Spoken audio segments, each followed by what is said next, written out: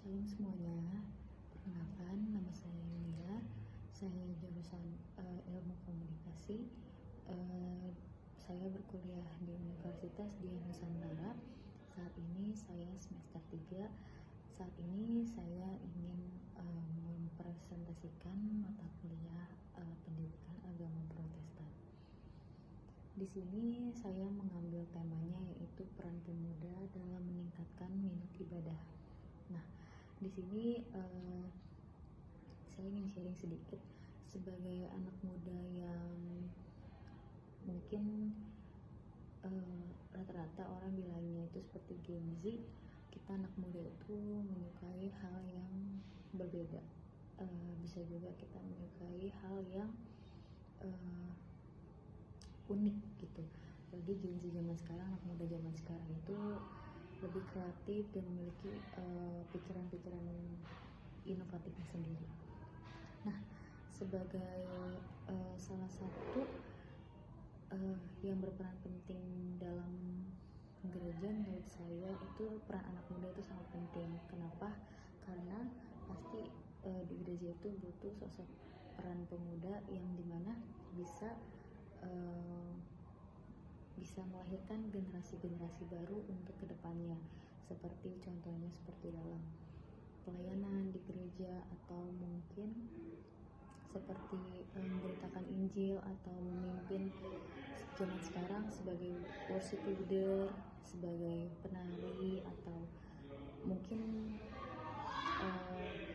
pendoa syafaat maupun pengkhotbah.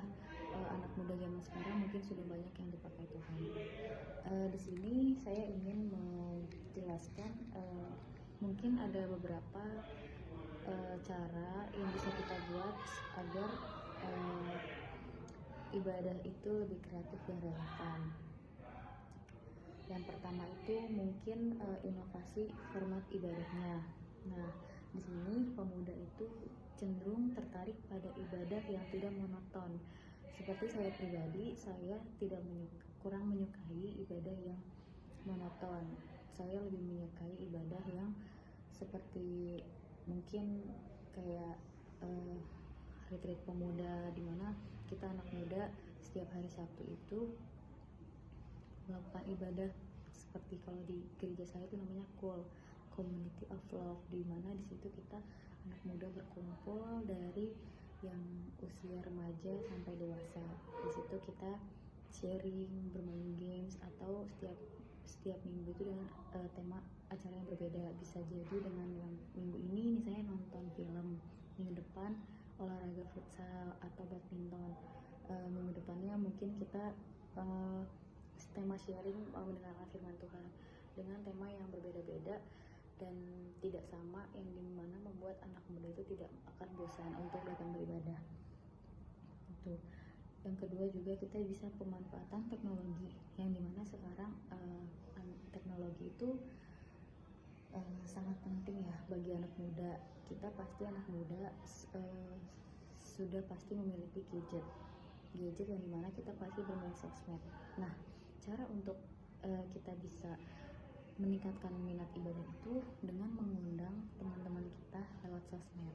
Contohnya seperti membuat ibadah pemuda, yang dimana di situ misalnya ibadah pemuda sekota Bekasi, atau ibadah pemuda dengan tema misalnya nonton bioskop gitu, dengan mengajak teman-teman kita yang belum memiliki gereja tetap atau sudah tidak pernah gereja, dengan kita mengundangnya lewat media sosial kita gitu.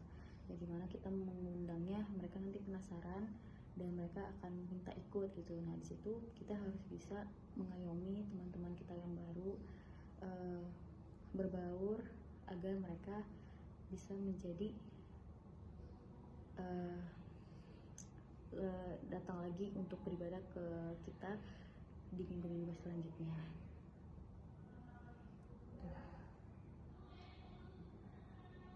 Pemberdayaan dan keterlibatan dalam pelayanan seperti youth group dan komunitas. Pembentukan kelompok pemuda youth group di gereja atau komunitas keagamaan lainnya menjadi wadah penting. Ini memungkinkan pemuda untuk berinteraksi, belajar bersama, dan merasa menjadi bagian dari suatu komunitas yang mendukung. Peran aktif dalam kepanitiaan dan program. Pemuda tidak hanya menjadi peserta, tetapi juga terlibat aktif, merencanakan dan melaksanakan program-program keagamaan, seperti pengajian, seminar, bakti sosial, atau perayaan hari besar. Ini memberi mereka rasa kepemilikan dan tanggung jawab. Orang tua di sini juga sangat penting dalam mendukung anak untuk bisa minat dalam beribadah. Yang pertama itu seperti dukungan keluarga. Peran orang tua dalam mengenalkan agama sejak dini dan memberikan didikan spiritual yang kuat sangat krusial. Keluarga yang rutin beribadah cenderung memiliki anak-anak yang juga termotivasi untuk terlibat.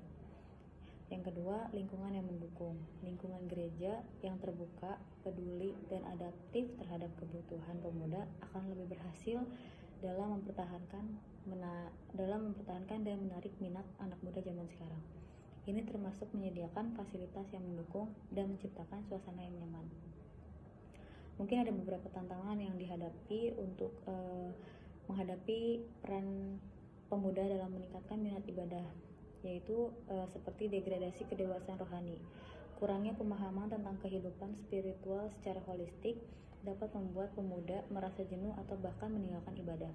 Ini sesuatu hal yang mungkin dari hal kecil, namun akan berdampak ke depannya akan berdampak sangat parah jika tidak diatasi dengan secepatnya.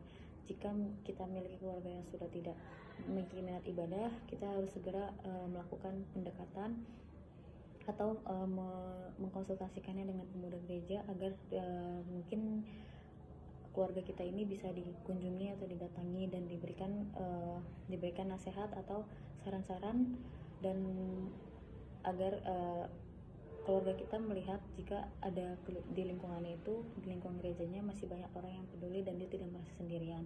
Itu sangat dibutuhkan oleh anak muda zaman sekarang. Kurangnya teladan. Ketiadaan teladan dari generasi sebelumnya atau pemimpin yang kurang peka terhadap dinamika kehidupan pemuda dapat menghambat perkembangan minat ibadah. Mungkin sekian yang bisa saya jelaskan terkait dengan tugas besar pendidikan agama Protestan, yang dimana saya mengambil tema tentang peran pemuda dalam meningkatkan minat ibadah. Namun segala sesuatu yang saya jelaskan di atas itu semua balik ke diri kita masing-masing. Jika diri kita sendiri sudah malas ibadah atau sudah tidak memiliki ketertarikan dalam ibadah, berarti kita harus mengecek atau mengintrospeksi diri kita sendiri, apa ada yang salah atau ada yang tidak beres dengan diri kita.